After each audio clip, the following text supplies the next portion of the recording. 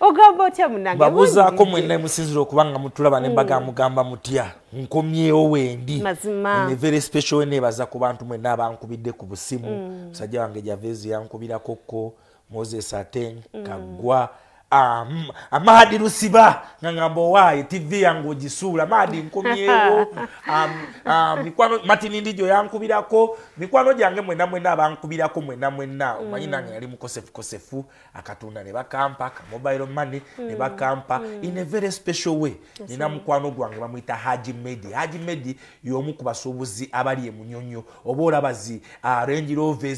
Benz ziriko M1 M2 Medi omuganda wange kye yankola Haji Medi muganda wange abadde tayagala ntondoza mpone na kuwona in fact mbadi mu ddwaliro emmotoka yange kawundo yange ne bagisosonkola Haji Medi yangamba sayina ebyo bintu byangu nnyo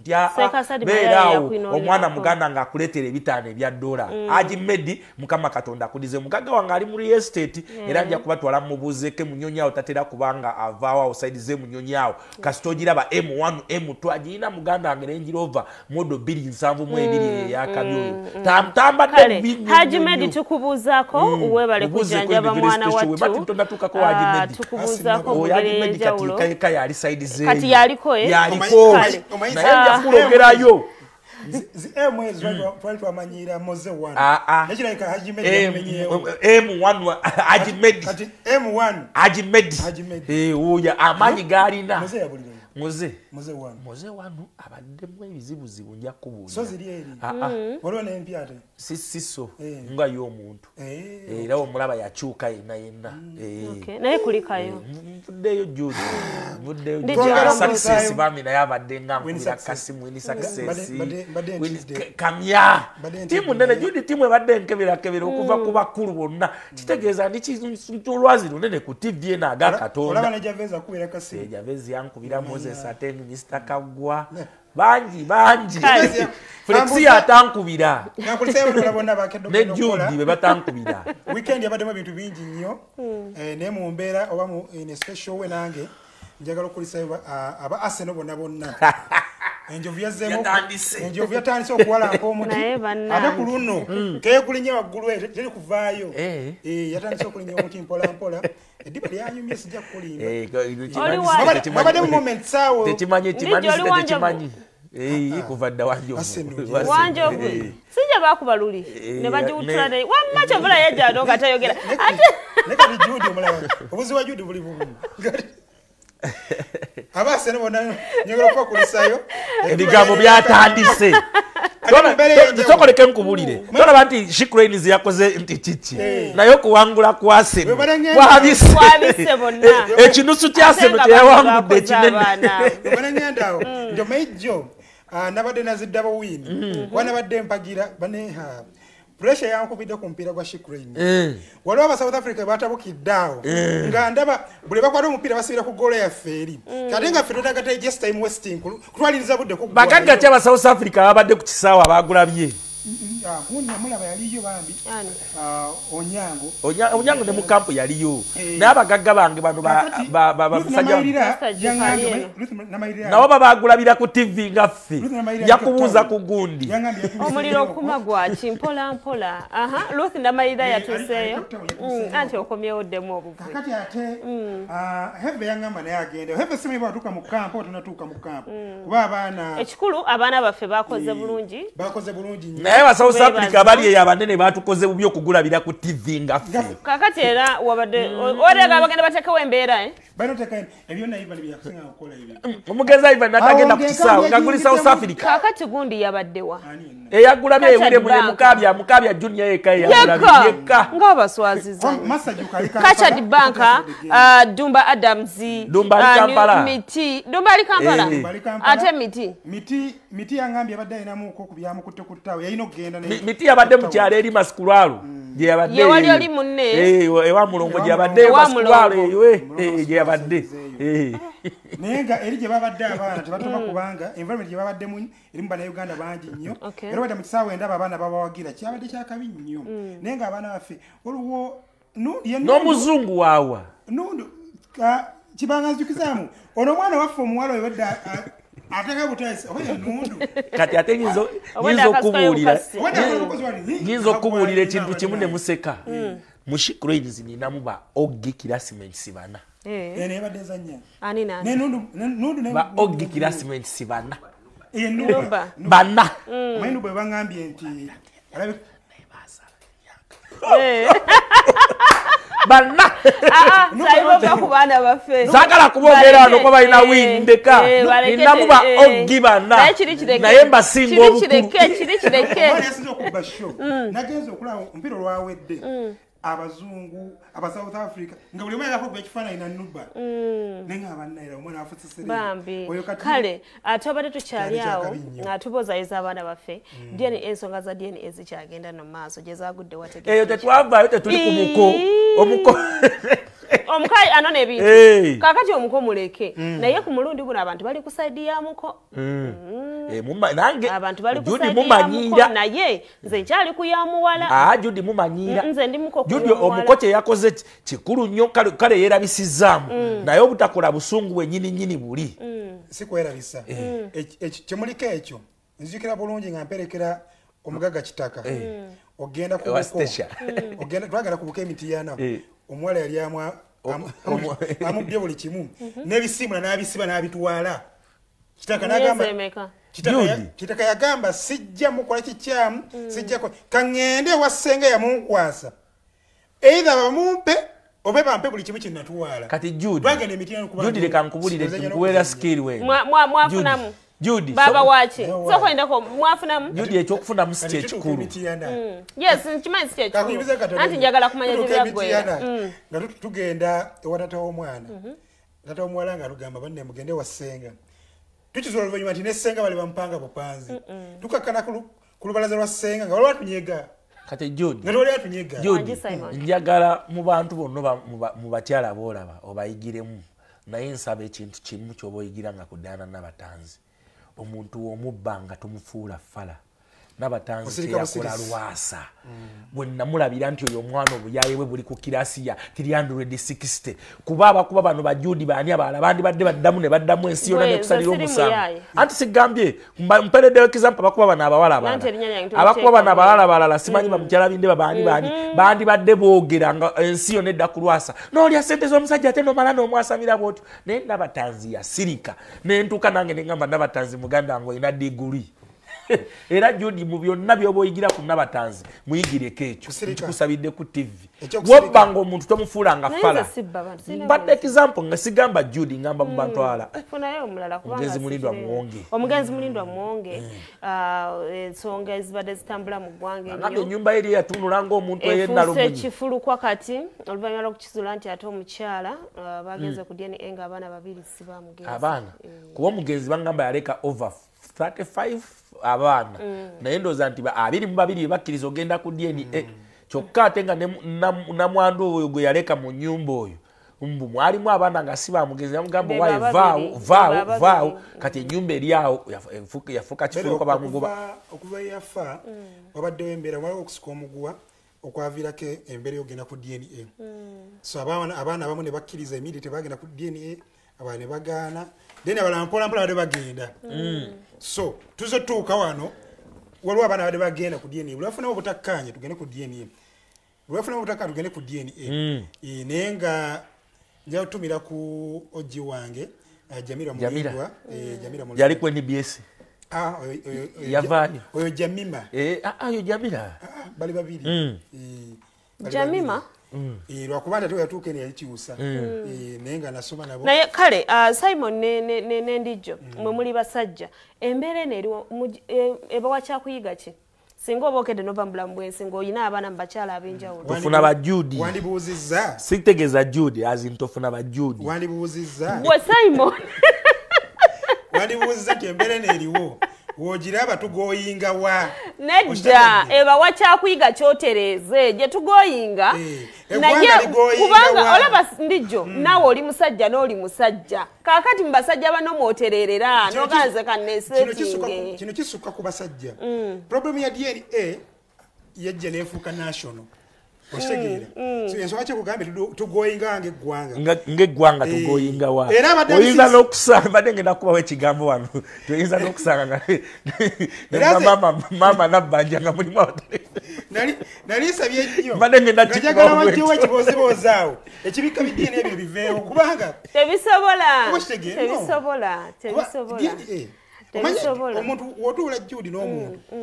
nga mwogera ku DNA buli omu mutuufu. Olayinza okubuuza n'agamba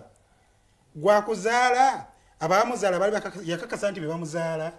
n'ogamba nti wayo olaba yaguma. Naye kaakati ggwe kwegamba DNA nze kyendowooza ekisooka abantu bayige oli waafa because bisinga okuvaako DNA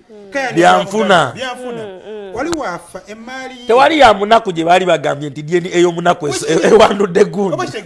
bakanya byanfuna kati ebyanfuna bino buli omu yeekolerere ebya DNA bajja bivaako batono nnyo sinakinteri nga Saimo waagambye nga tebirimu byanfuna kati gwe bajja kebere ewa St. Lawrence bakugambe nti tebaliimu buli mugagga gwolaba kiki buli afana munaku abaana beekubagiza ne bikomaawo taata afudde mama afudde ne biggweeraawo full stop kati baana bakaana ebyenfuna bagenda mu DNA kale naye ng'ebyo byonna bw'oba toyagala kubanga DNA ezifuke DNA Simon abantu bagambe bagende ewaani ewa Sekawumalu Sekawumalu byonna abikola Sekawumalu asomedda edduwa omwana muganda wange nemusomesa kuzungana mpaka kuzunga waabwe gwe bayita Sekawumalu muganda wange omusomi w'edduwa ku 0772921419 Sekawumalu byadduwa teetaaga DNA oli mitala w'amayanja oli wagwe mukubira essimu omugambe Seeka ono omwana amwekengera agenda gimusaalira muganda wange Sulati kuzungana y'anaamanya jagwa atenga wali nasana sawa bina abeerawo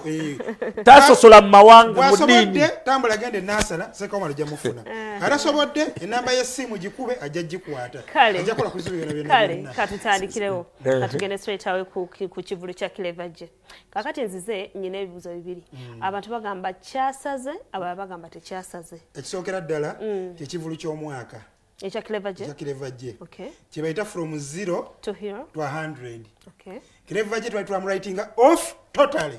ake n'okuli obuulizi nti agenda kukola ekivulu nga kyali unbelievable for what where when bibuzo byajja mu maaso mu bwongo bw'abantu nti agenda kukola kivulu ki lwaki naye Katonda nga bagamba nti Katonda abana kutakola ki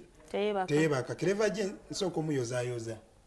abantu beyafunye naye kenyini badeeta basuubira ng'omuntu abantu beyafunye kati Cleverje abadde alanga ki mbuli ki abadde alanga okitegeera abantu beyafunye adeeta basuubira wabula kyensaba mu byonna byonna waba abadde bameka waba abadde ki abategesa ekivulu kya Cleverje just make sure nti abenefitinga mu kivulu ekyo kyembadde ngenda okubuuza mu byonna byonna ate esaganza kumanya numbers kyejagala kiri kimu afunemu kyafunye oba muzimbira nnyumba ekivulu bwe kyawedde n'alinya kaboda n'agenda neŋŋamba omutegesi yabadde tasobola kugira oye muwala we amaziga sewe muwala mukwano gwa mukozi munnaffe yandi atali muwala we bambi amaziga gamiza ekivulu kya Cleverje mu ssente money wise teyafunye wadde lwataano promoter teyafunye wadde lwataano otunuulira n'ogezaako okumenyaamenya Cleverje yawezeza abantu omutwalo ku venue omutegesi ade n'otubulira tatubulira ensonga yafunye abantu between kale 10,000 ku 15,000 ku kakaaga ze milioni 6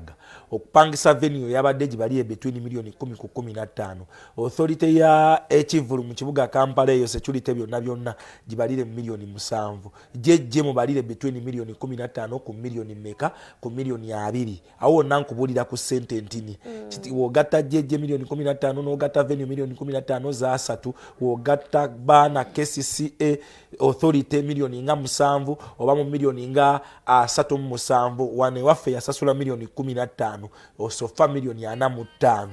zenkugamba bandi n'ebirala byonna show yabadde mu milioni nga 7 ku 8 zonna show 3 emukono simanyi we yakoze aerobic bagisaze ekivulu kya gundi mu sente tezavuddeyo naye Cleverje wano walina okukozesa as a stepping stone ennyaniriza gye bamwanirizeemu nti ye ne waba teyafunye wadde lwataano yafunye kamubaka abantu okumuzzaamu nti tukyakwagala kuba abo abantu be yafunye bangi abatabafuna nga bakoze ku cricket over bakoze abazze bakolakolaawo ebakuba freedom city singa kati tugamba awo yabafunye. But what is the next step? Okugamba nti eddogo lyafuluka lirina kufuluka nti kakati avudde kuyimbira emitwalo 10 at least azzewa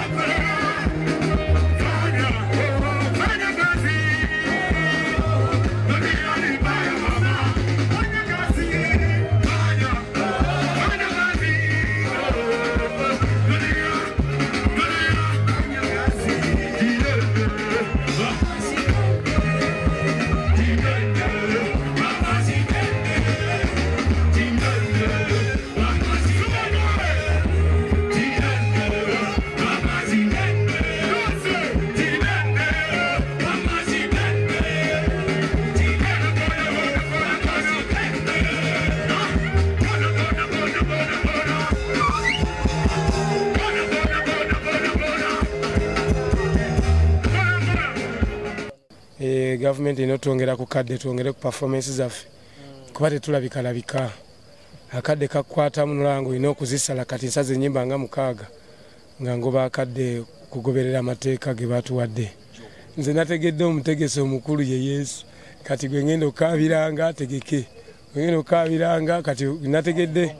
webo kabira Yesu eri ba promoter bawulira bajaine ekisa kingi ne mbatanda byawo bajo kati ye muntu ankuba oluyi ne mwebaza kati wabataliwe emirimu bidde omusajja ali natudde mutaka asabira sho atenze nfuna obusunga tali woleka naawe Allen Skin mwebaziza yani bagamba mu missing enaku zino network tezitambula bulungi simanye kyo Yesu yamanyi nenga mwebazizaako ku stage ate mwebazanga bulijjo tebabanga tebachakwaniriza ku Fango Forest ekyo kicho nayenze ku Fango Forest mukama wanzikiriza wengendayo nga mukama byantwala ku Freedom City era amandi awo nga ntutte wali Skin kikwekweto okuzaamu omuntu wa wansi suubi ekindaga nti ndi wanjawulo Yesu yampostinga kikyentegeeza mu ekyo nti Yesu gwenkabira n'akola ebyo nawuli tebabikolanga mikwano mbebazaako mikwano mwe n'abanda beeyo amanya gange enzo Mugabi Clever James ajja wa Kabaka omubwati muze wange mubalazeeko mwebale kwiwawo mubiri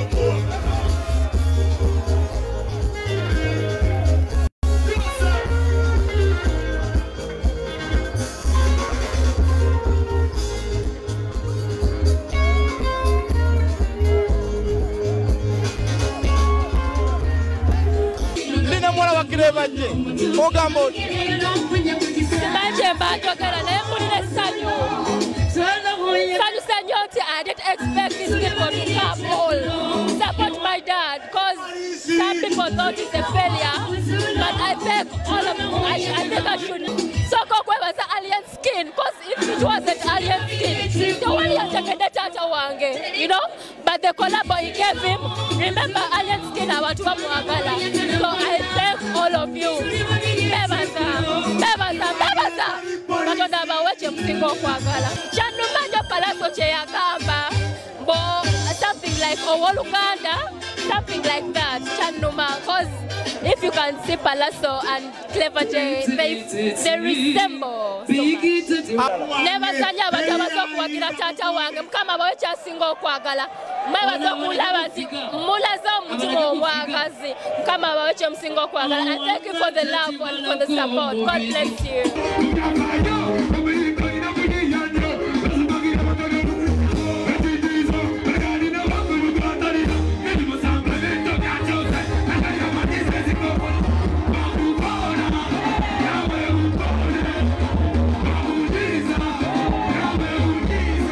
Twogere ku Mayanja family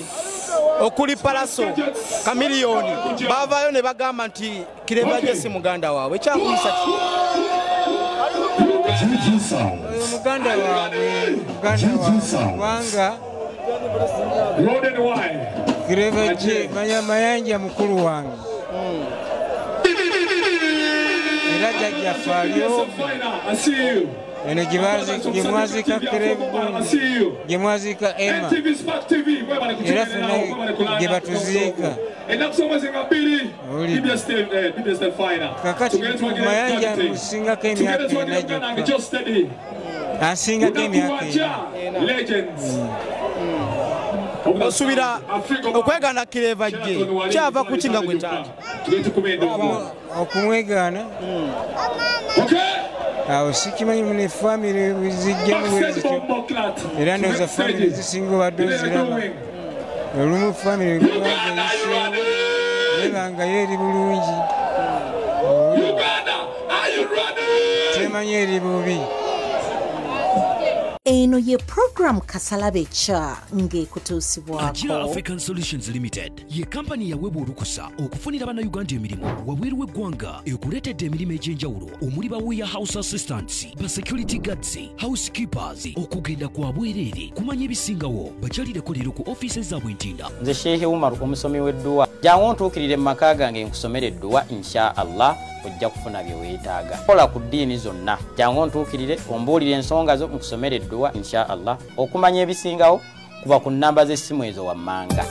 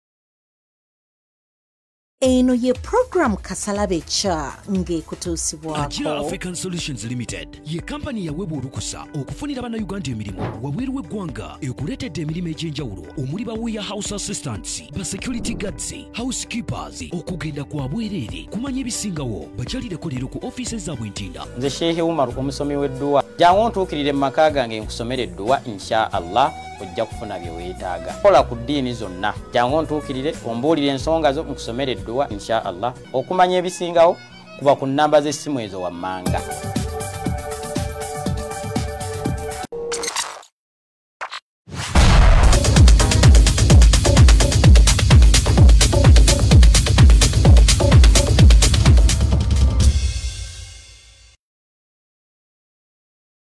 Ewe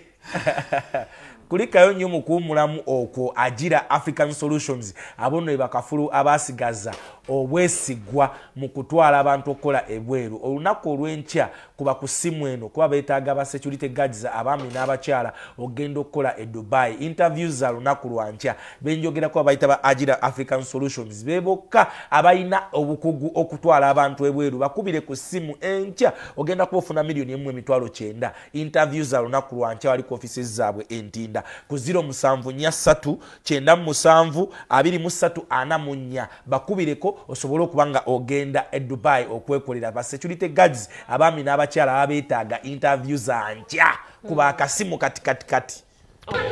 Okusinziira kifaananyi ekiriwo sibe mbadde nsuubira naye kyendabyewo kirabika ekifo kye kinene okusinziira naye nga abantu weebali tanapu gwe gyobadde osuubira ebadde etya ku gy'osanzeewo kyemanyi abantu bakyajja kubanga omukulu tannayimba twazeera abakireva gye sitomdi etegeera kuba ndabye wali abantu bakyayingira so tukyalinayo essuubi ab'olukumi olulala olujja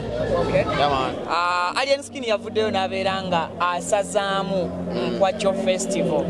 eri omutegeesi omu amanyiddwa nga Abitex wategeddeko nabitegeddeko nange nalabye birabe naye ate yagambye nti tannagisazaamu wabula eri ku loodi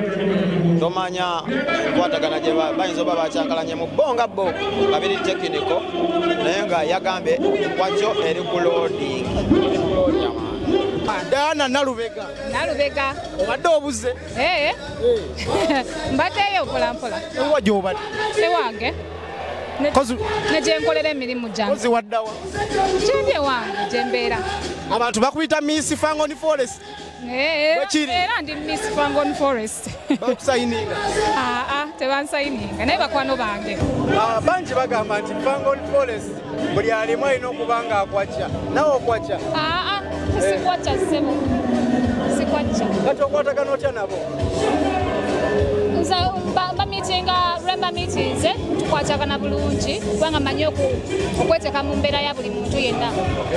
kati sibalinako buzibu so katwogere ku nkolaganayo n'omuyimbi Alien Skin chemistry kyaliwo wakati awo mukwano gwange music industry is my colleague in the industry kyokka ekyo he's my friend obadde olinayo ekirala recently ye yavaayo nga atwala Fangon Forest n'agamba nti ali mu federation ya Kenzo akati mwena temuliimu nze sigiriimu kubanga ye tagiriimu just nze ng'omuntu sigiriimu kikyolaba lwaki ogamba nti oli mu federation nina ensonga zange zesijja kwogera nnyo but nga bo kyebagoba kisapootinga ate nnyo naye nze nga nze sigiriimu abannayuganda omukwano gwe balaze kireva gye ogwogerako kigwe nga rain omukwano ogwo babadde bagulina kubeera babadde bamubisinga kireva gye ebbanga ate mbakakasa nga ntunula mu kamera kireva gye abantu bafunye waliwo n'omuyimbi alina hiti ssaawa yakakati nga tasobola bafuna yes omukwano gwalina eri abantu waliwo n'omuyimbi alina hiti ssaawa yakakati nga tasobola bakola ki bafuna yes so musically musajja muyimbi ate musajja wakabi nnyo bannayuganda babambi era eyo costume gyolaba kireva gye yagiddemu eyasoose yeyasinze yekola amakulu kasita omulamwa guli kuggwako Judy n'otandika obutakwasa bantu nnaku ng'omanyi owedde w'obalaga nti olina golooza bafa abamu zali tumuvumira ki Nekwe tulaga nti bambi. Ekivulo kya Clever J kikulaga nti ageza kuzza ne banna bali babuledda. Rain omulabye Kiwoko ba Drain Kiwoko. Diana Nalubega nendozo omulabye abadde amakuza. Mahadi wefuge. Akati nga tumalize ensonga eno maybe. Simon kyagambye nti abategesi oba Clever J tabafunye mu kivulo kino. Nze kyendoza kyanjawulo nnyo ku kyenne. Clever J yafunye omutegesi teyafunye. Nekisookera ddala okuva bajirandika okulanga ekivulo kino yakiranga nga charity gyagala okukolera ani abantu basinga gye ya contact nga basinga obungi nga balaga mujje tuyambani Clever J. Yes, batadde mu sente but abasinga obungi bawadde ebintu bingi nnyo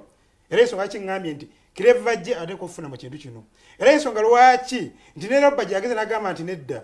tata wa Clever J amuwadde pikipiki kikulaga nti byonna babikoze wabulayo omutima gw'abadde gwasanyuse ekuyamba Clever J era nsubira nti Clever J okuyambibwa bulungi era okubaako n'ekintu kyanalaga nti wenakola ekivulu kikino nafunamu kino Badi yanyize dda tumusaba accountability. Okay. Kale naye nga nnyongera okubategeeza nti abantu b'empije ennaku z'omwezi nga 25 ogw'omunaana tuli awo nammwe Bukedde TV, Bukedde Fama, ffenna tugenda kusiibawo nammwe tuzanye mu kompiira omulamwa gwa kulwanyisa abavubuka abakozesa ebiragalalagala n'okubasitula okudda engulu. Ennaku z'omwezi nga 25 tugenda kujja tubeeraawo. Tegeeza muno ne muno ategeeza muno. Kakati tugende ku Sheraton olunaku lw'eggulo yawuumye. Afrigo Band nga bajja kuza emyaka gyabwe 48 mu ndongo bweddu naye abantu bano bakikoze batyo okukuuma omutindo Simon. Ekisokera ddala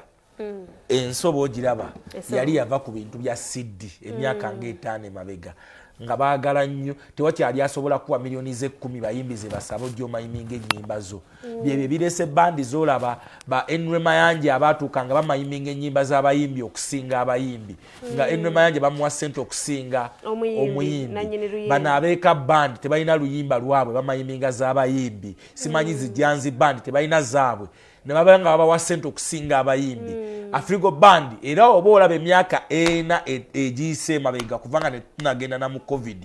most booked artist ebadde Afrigo Band abeeka bandi sindi because abantu started appreciating ebintu ebyo byaki ebya live my undoing nti Afrigo Band eyimbye nnyo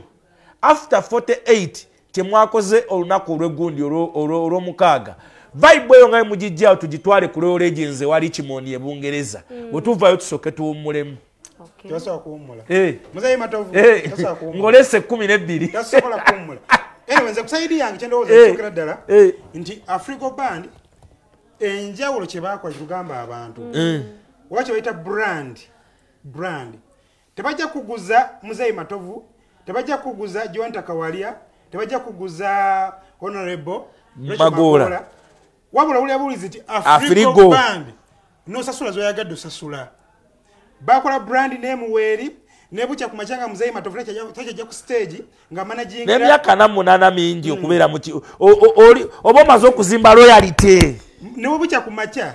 matovu muzayi matovu n'agamba sitajja ku stage ngenda ku managing nga nsinzira backstage era abantu bajja kujja kubanga kye basuubira is more than a person. Ita dance ola bisusamu batugambira tebinyuma. Bajja kula Afrigo Band. So abantu bonna tebalina okukola kyekyo zimba erinnya. Erinnya lyokalyoka likuwa teweetaaze. Ekyokubiri bw'omala okuwulya byowulidde byonna side zeeyo. Waliwo sweet music side zeeno owenjawulo waddala tuwomala okuwuliriza okwepiikya ogenda n'owuliriza ebyaddala kati jangu bino ebyaddala kyekino ensonga lwaki nti nno kino kigatta oli omuto atandika mutima yavudde kwa manager n'atandika kwata kamera ya mukulu ne muzeeyi asembayo bonna gye basanga mu Afrigo Band nga bagenze kubanga balina ekyenjawulo oyo kofi gundi awiro era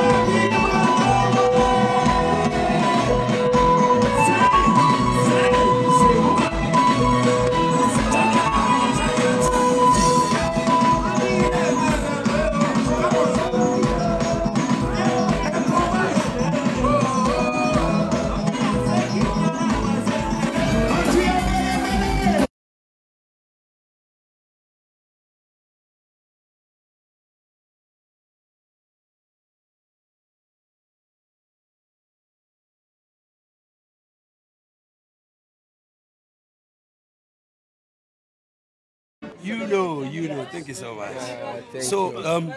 So I'll get you. I think you live in Monday. I'm here. Sheraton. I'm also in Sheraton, so. Sinaba kulaba band eri steady atenga eyimba abantu bebagala nga Afirigo. Newunya n'okwewunya member wa parliament Mulamba yasangibwa nga member naye kyajjumbira bulungi nnyo ebintwala band mu maaso. Olw'ekyo ekyo nza news to say news to nyo kubesitala wasitano nendasitaba amakustula ga Afiristigo n'omuyisitwimbi ow'ekostongo. Chakala kinene nnyo kubanga beekumye okumala ebbanga eryo lyonna nga bajaguza kizeemu amaanyi nti obumu bwetaagisa. Band music ye band yafuuka music mu Uganda. Babeka wavaayo n'otugamba ali ogenda kwesimbawo byakomawo. Bijja mu maaso. Ekisooka okola ekituufu.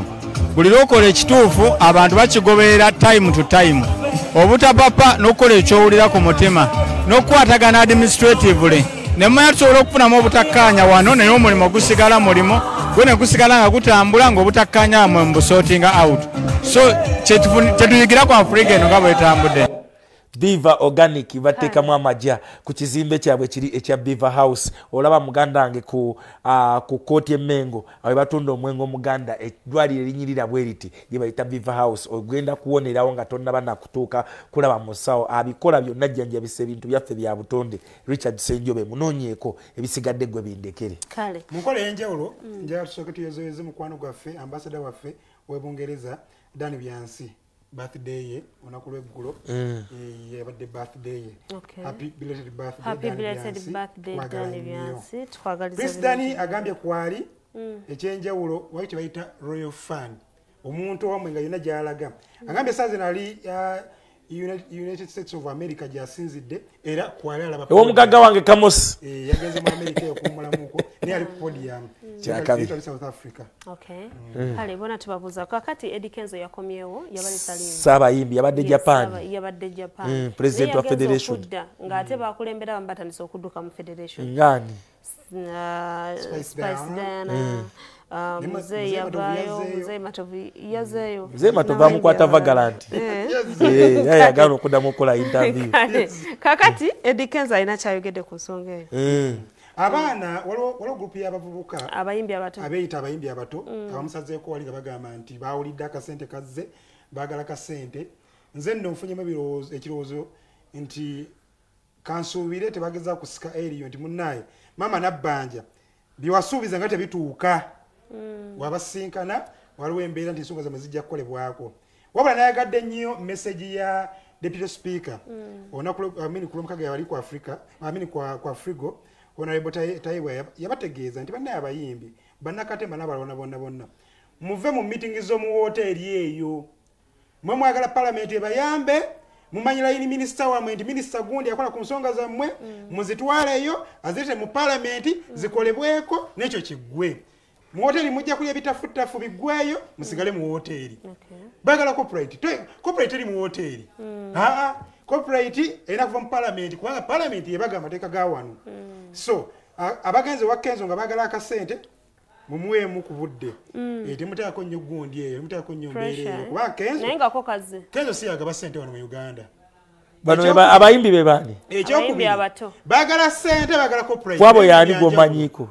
kwabo yani gwomanyiko bano bagala sente bagala corporate bibiri byanjawulo bagala sente bajazifuna kale nga tugenda okusibula Simon akagambo kamu bibiri abayimbi abato baabo bagenda sina kagambo kabwe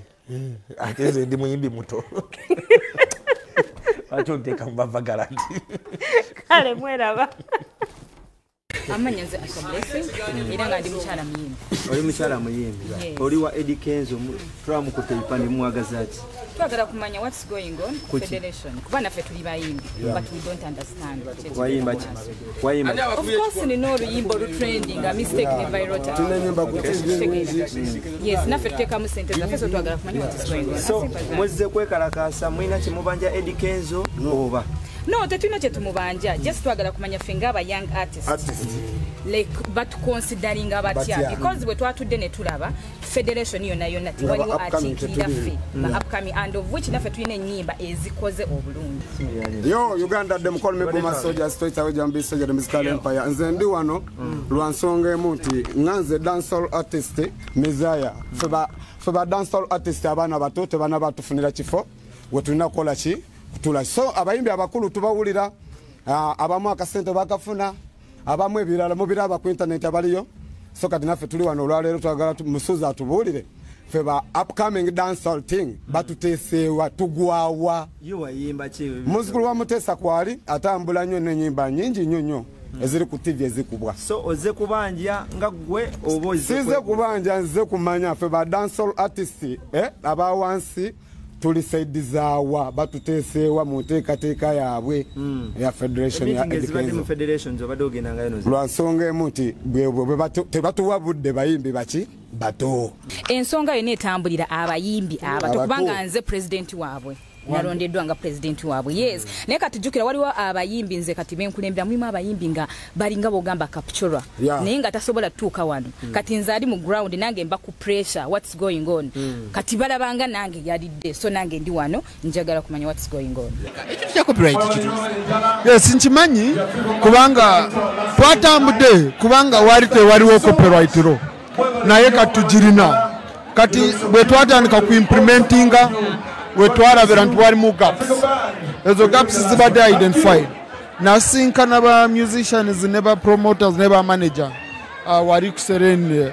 suits ne baturaga ekintu so URSB ne minister wa justice batandise kukora ku teeka eripya nga turongosa mu nga turaba nti libeera lya mulembe bari kumpi kulireeta fenga parliament bwe balireeta mu mezi abiri tujja kubanga tuli maze so tugenda kuraba bwe tulizuminga parliament nja kuddamu mbuuze minister atuuseewa turabe ntitwanguwako so bwe tubeera nga tulina twagala kola bulungi etteeka gavumenti eritandiseeko katulinde kyetugenda kukola kyakulaba nti minisita tumugamba ateekemu amaanyi ateekemu obwangu byanguweko naye kati mwe tupapa tujja kuddamu tukole etteeka